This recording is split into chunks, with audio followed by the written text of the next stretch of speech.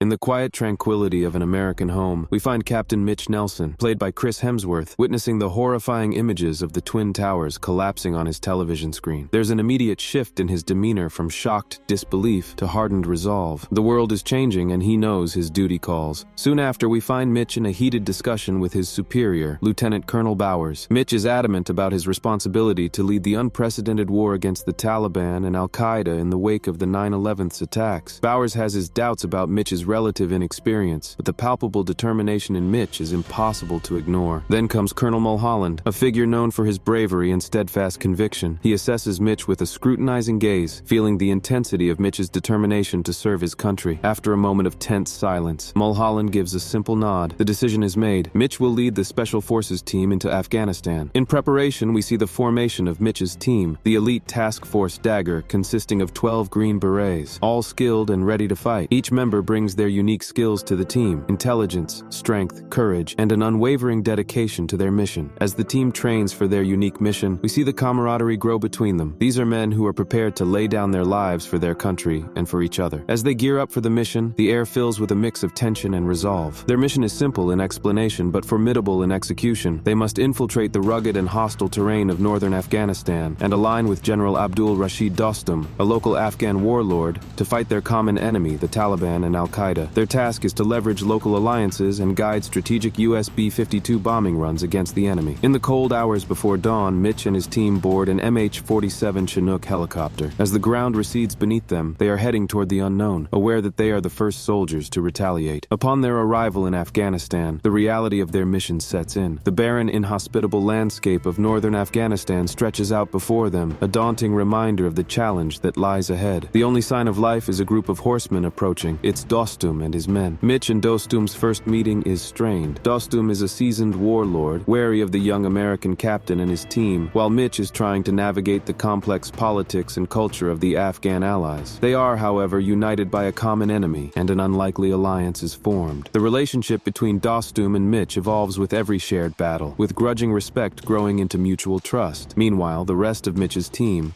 despite cultural barriers and occasional disagreements, manages to build bonds with Dostum's fighters. The first real test of their alliance comes in the form of a violent skirmish with the Taliban. Outnumbered and outgunned, Mitch's team, alongside Dostum's fighters, face their enemy on horseback, using old-school tactics against rocket launchers and tanks. It's a chaotic and brutal fight, but they come out victorious, their bonds solidified in the crucible of battle. However, the victory is not without a cost. One of Mitch's men, Specialist Fred Falls, is severely injured in the conflict, shaking the team's morale. The harsh reality of their mission sets in. They are in a foreign land, fighting a dangerous enemy, and every moment could be their last. As Specialist Fred Falls, gravely wounded, is rushed back to their makeshift base, Mitch and his team grapple with the brutal reality of their situation. Mitch, alongside the team's medic Doc Hal Spencer, refuses to leave his side, pushing past exhaustion and grief to help his comrade. They all know that the limited medical supplies and harsh conditions are working against them, yet they refuse to let their brother-in-arms go without a fight. Meanwhile, the relationship between the Americans and their Afghan allies is tested. Dostum views the situation pragmatically, arguing that losses are to be expected in war, which strikes a nerve with Mitch and his men. Tensions rise, threatening the fragile unity they had achieved on the battlefield. Eventually, however, Dostum's respect for the tenacious American team shines through. He's seen war and understands its toll. A turning point arrives when the team finds out about another Taliban stronghold from Dostum's network. It's a golden opportunity to strike a significant blow. We witness a profound moment of growth in Mitch. He gathers his team, addressing the conflict head-on. They decide to press on with their mission, to strike while the iron is hot, for their country and for the millions of lives at stake. As Mitch and his team press forward, their objective clear and their resolve unshakable, the winds of war begin to howl with renewed fervor. The rugged landscape of Afghanistan unfolds before them, both a challenge and a battlefield waiting to be conquered. At night, around the dying embers of a makeshift campfire, we see another side of these warriors. They're not just soldiers, but men with homes, families, and dreams. We get a glimpse of Mitch's life back home, his wife waiting for his return, and his daughter, who he hopes to see grow. In these quiet moments of vulnerability, we understand the sacrifices they made. Eventually, they reach the outskirts of the Taliban stronghold. It's a fortress nestled within the rough terrain, heavily guarded and seemingly impenetrable. The sight of it stirs a mix of emotions: anticipation, fear, and most importantly, resolve. As the stronghold stands ominously against the stark landscape, Mitch and his team start to prepare for the inevitable clash. They survey the stronghold, strategize their plan of attack, and brace themselves for the coming battle. With the rising sun casting long shadows across the landscape, the time for waiting ends. The attack begins. The sound of gunfire rips through the silence, echoing off the mountains as Mitch's team charge toward the stronghold on their horses. The Taliban return fire and the valley swiftly transforms into a hailstorm of bullets and chaos. The battle has begun, and there's no turning back. Mitch and his men, against the insurmountable odds, fight with the tenacity of seasoned warriors. Advancing bit by bit, their lethal precision strikes fear into the heart of the Taliban defenders. Every progression is a victory in itself, a testament to the resilience and resolve of the coalition. From a nearby ridge, Dostum spearheads a cavalry charge that throws the Taliban's counter-efforts into disarray. The sight of horse-mounted fighters rushing headlong into danger uplifts the spirits of the team and quells their enemies' morale. The day grows long, and the battle intensifies, but the stronghold buckles under the ceaseless pressure from the coalition. In the thick of the battle, Mitch makes a decision. He calls in a danger-close bombing run. The bombs drop. The Taliban stronghold is rocked by a massive explosion, with shockwaves scattering the defenders. As the dust settles, the men find themselves unharmed but rattled, the echo of the bombing still ringing in their ears. Mitch's gamble has paid off. The stronghold is finally theirs to take. Weary but triumphant, Mitch and his team survey the conquered stronghold as the dust and echoes of battle subside. The victory has exacted a heavy toll, but their mission is accomplished. The story of Mitch's team is a resounding reminder of bravery, unity, and relentless dedication. More than a mere victory, they've demonstrated that the pursuit of freedom is a worthy endeavor, a sentiment that echoes across the rugged terrain of Afghanistan and resonates back home. The war isn't over, but for tonight, they rest. Subscribe to CinemaScoop so you never miss the latest movie explanations, reviews, and analyses. Thanks for watching.